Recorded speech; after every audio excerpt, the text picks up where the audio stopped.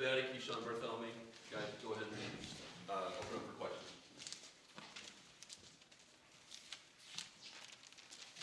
Evan, obviously this was a close game at halftime. What happened in the second half, especially offensively? The turnovers started again. You guys just couldn't get going. Yeah, you said it. Turnovers led to them scoring in transition. We can't guard turnover or a live ball turnover. We can guard that once, but we can't guard live ball turnovers, obviously. Yeah, and then we started turning the ball over. Our energy dropped. We started feeling sorry for ourselves, kind of, and that's the story right there. Yeah. Evan, did you sense a kind of hesitancy in the second half? It seemed like you guys are passing up some open looks. And Yeah, they switched to their matchup zone, and obviously we can't play against the zone. We've seen the zone for the last 3 days, and we can't play against it. So we gotta get better at that. Keyshawn, what was working for you early in the first half? Obviously, you had 16 points and made a couple threes. What was really going for you there? I thought I was just playing hard. My energy level was where it should have been, and honestly, that's just my energy level. That was just it, and my talk as well. Keyshawn, how come you didn't get a shot till there were 4 minutes left in the second half after going 6 to 7 in the first?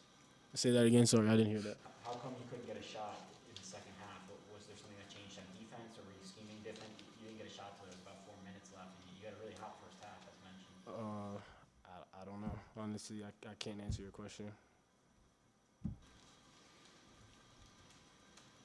Evan, can you tell us what differences was it like on the bench and along the sideline there without having Tad here? I know you guys were ready for it. It wasn't a surprise or anything, but then going out there and having to do it in a game. I felt like our energy earlier on was good, and then we started turning the ball over, and we just kind of lost hope, I think. And Coach Ball was, obviously a great, player coach, and he instills confidence in me and my teammates, and you can sense his presence missing, but that doesn't have anything to do with the game. I don't think. It's just more so on us turning the ball over 20 times. So he can't come out there and him being here doesn't save us from turning the ball over. It's on us, not on him. And what's the message for a guy like KJ? Obviously, he had 6 turnovers tonight. Kind of struggled to get his offense going. What's kind of, he's a freshman. What's kind of he'll be fine. He'll be fine. Some nights you're gonna have nights like this. Some nights you're gonna have nights where you take care of the ball. That's a part of the game. It's a part of the game, the ups and downs. And he's gonna bounce back and be fine. I have full trust in KJ. As a point guard, he's a young point guard, but he's really good. And I think if I can keep fostering him, into just the player he can be, he can be really good. And we don't point fingers. We don't do anything like that. We take it as a team. And besides KJ's 6 turnover, he's played a hell of a game, I think. So you gotta give him credit for that. But he'll be fine. So I would say to him, move on. Next day at the office, and just keep chopping wood. Coach Boyle talks a lot about how you guys don't talk about free throws, and I'm wondering, in any sense, are the turnovers kind of turning into something like that? Is it something where you don't talk about the turnovers, you go out there and you just try to execute, not wanting to have turnovers on your mind all the time? Yeah, that's not a good way to play the game. Always thinking about, just what if I turn the ball over? That's not an aggressive way to play the game. It's not even a beneficial way to play the game. But it's obviously in the back of our minds. I think we just got to make plays, the easier play, and the plays that are not as hard to make, and not through people, and just passing and catching better. So there's a lot of things that go into turnovers. So I think we're trying though. We are trying. I give my guys credit for that. We're trying. I know they're trying. So I'll fight for him every day. Evan, can you kind of just take me through the last 10 days with you guys winning out at Oregon, and then what's kind of happened since up to now, at least in your perspective? I don't know. It's kind of a loaded question. We got the win on Oregon.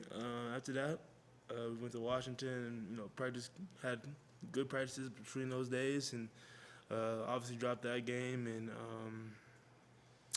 I think on the Washington State game, it just our energy was not there from the start. Tonight was a little different. I feel like we have pretty spirited practices in each day and pretty lively practices in each day, and I don't look at practice as a reason, because I think we have pretty decent and good practices. So, I'm trying to put my finger on it just like you, so, yeah.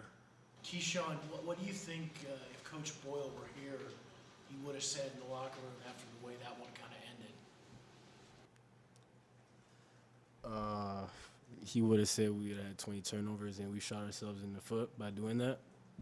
And we also gave up 46% from the field in the second half, which is not our goal. Turnovers helped that. Yeah, turnovers definitely helped that. And I felt like at the end we kind of quit a little bit. We wasn't playing as hard as we should have been, so I think those are the things he would have said. Time for one more if there is one. Anybody else? All right, thank you guys. Okay, thank you.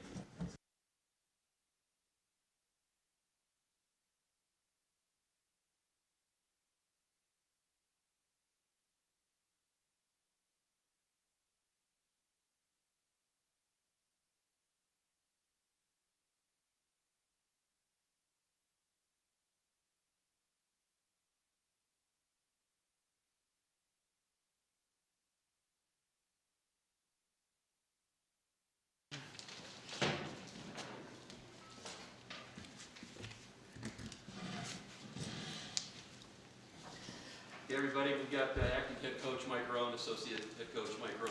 We'll go ahead and just open it up for questions from the media forum. So, fire away.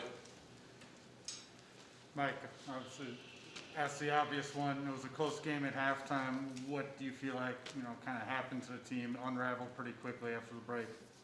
It did. They came out in a matchup zone in the second half, which they didn't do in the first half, and they did it maybe one possession. That was the only difference, defensively for them. And it took us a little while to understand, what we had talked about doing once they went to their zone. It was really going to be the same offensive game plan it always has been against Oregon. We needed to just keep getting movement and getting the ball swung from side to side. And we got a little stagnant early, in the second half offensively, until we kind of, realized that they were playing a zone. And then, bottom line, you heard it from the guys, the turnovers was that was the name of the game, and just put too much pressure on their defense. Mike, did you sense any kind of hesitancy offensively? It seemed like there was a couple possessions where you guys are passing up some open threes that led to turnovers in the lane. Was that something that you were stressing late in the game about, just kind of take the shots over there? Yeah, I talked about it in a couple timeouts. I felt like the guys, did turn down some good shots when we got them in rotations. And, I don't know if that was just because, early we were talking to them about getting the ball moved a little bit more. But I did think we turned down some good shots when we got them in rotations. And we got a couple good ones, that I think could have got us back in the game. I remember Neek had a really good open look at the top. Jabari had a really good look from three that I think could have cut it to like 7. And we had it right there, but, we just weren't able to make those shots. But, yes, I felt like we made a few extra passes that we didn't have to when we had some good looks. Mike, Keyshawn kind of candidly said a couple minutes ago that he almost felt like the guys kind of quit towards the end. And whether it's the turnovers, it's here, it's on the road, it's with Coach Boyle in charge, it's with you in charge, they just seem to not be going away. Is there a problem with morale in the locker room right now after these games keep piling up with a bunch of turnovers? I think there's a little bit to that, yeah. I mean, I don't know if I would agree with him that the guys kind of quit. I think that when they're not playing well and they're turning it over, they kind of get in a little bit of a mindset where, oh, here we go again, and we can't get out of it. I thought the guys still, for the most part, tried pretty hard. But, yeah, I think there's definitely something to that, because that's kind of been a common theme. And we got to find a way to get out of it. And the only people, we talked about in the locker room, the only people that can do it are us. the coaches and the players. And we had a good week of prep. We worked on things that we needed to, taking care of the ball, handling the ball handling, decision making. And, tonight I really felt like the guys they weren't selfish turnovers. They were trying to make the right reads and the right looks. We weren't passing and catching as clean as we need to. And we'll keep working on it. And we need to work on the morale a little bit too, because yes, I think that's a legitimate thing that, the guys sense a little bit. And, we got to learn to play through that, it's bottom line. I certainly don't mean to be a broken record with the turnovers here, but covering the program, you hear it said a lot that you guys don't talk about free throws. Just not something you talk about. You just go out there and do it. Is there something applicable there with the turnovers maybe? Just because they seem to be kind of happening in all shapes and forms. Is it something that maybe you block out of your mind, you don't talk to, you just try to go out there and play a game without it in the back of your mind? Yeah, I think maybe turnovers, in coaching's, coaches is a little bit different than free throw shooting, because, free throws sometimes you just don't want to get in a guy's head, and tonight we didn't shoot well from the line either. That's not a typical thing, but, we have to address turnovers. We have to practice why we're turning it over and continue to get better at that. And so, I don't know. It's something that we got to figure out how to fix it. If it means we don't talk about it as much, maybe that helps.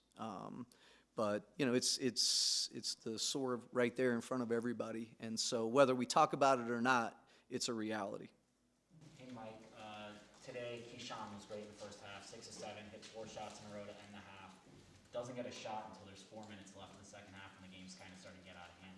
How does that happen? Is it a strategy thing? Is it just Keyshawn needs to be more aggressive punting a shot? What is it? Yeah, I think there's a little bit to that. He got in transition a little bit in the first half, and they took that away from him. Typically you don't see him just get out and get layups. And in the first half he did that. I think they changed too. They matched up with him in the second half, and they put a better defender on him. If I'm not mistaken, I'm pretty sure they put Jacob Young on him a little bit more. We were trying to get him going. We were trying to get some drags in transition for him, and we just weren't able to do that. What was the mood like in the locker room at halftime? Obviously, Young hits the 3 right at the end, and you guys were leading for much of the first half, and he hits the end, 3 to take the lead right at the end. What was the mood? Yeah, I think the mood was really good. We were a little disappointed in how the half ended. They got some long rebounds in the first half. There were a few, offensive rebounds that maybe we should have got on the floor for that were close to the rim, but a lot of their long shot, their threes were going long. We just weren't able to secure some of those long rebounds, and that's what happened on the last one that Jacob Young got. He took a long shot. We don't get the rebound, and, he gets another look at it. And, that wasn't a good thing. We knew kind of the last minute and a half wasn't great there. But, Coach Boyle had some good comments for us on some text messages at halftime. He was pretty positive at some of the things we did defensively. And so, we knew it was going to be, a good game. And if we could have played as well in the second half as we did in the first half, I think we certainly could have won that game. That's kind of the Cal Ripken of this place, so I know it was probably been a weird 72 hours leading up to this. You mentioned the text messages. I was sort of curious, did you get any post-game? Were they printable? And what do you think he would have said for all the kind of narratives and how that played out at the end? I think he probably would have said, I kind of echo a lot of things he says. I think you asked Keyshawn, and he pretty much echoes, Coach has been around a long time, and guys almost know what Coach is going to say before he says it. And so, he'll talk about the fact that, we didn't make good reads, we didn't pass and catch well, and it put too much pressure on our defense. And we got to find a way to keep getting better. But, yeah. You think today drove him nuts a little bit? Oh, his TV's probably not working anymore in the second half. But he was positive at halftime. I haven't seen his text message to Zach in the second half because obviously I didn't have my phone with me. But we all know what he was probably gonna, his opinions about that game. And bottom line. Mike, and I know Tad's talked about this, but just from your perspective as well, you know, losing a couple rotation pieces in the last few days. You get Tristan back today, but how challenging has it been for you guys as you play a bunch of games in a row? You know, it's been in and out. You know, now your coach is kind of, you know, it's just been a challenge, hasn't it? Yeah, no question. I mean, that's an obvious thing, without a doubt. It was so good to have Tristan back today. You know, unfortunately, he got a couple quick fouls, and you know, he never really got in his rhythm.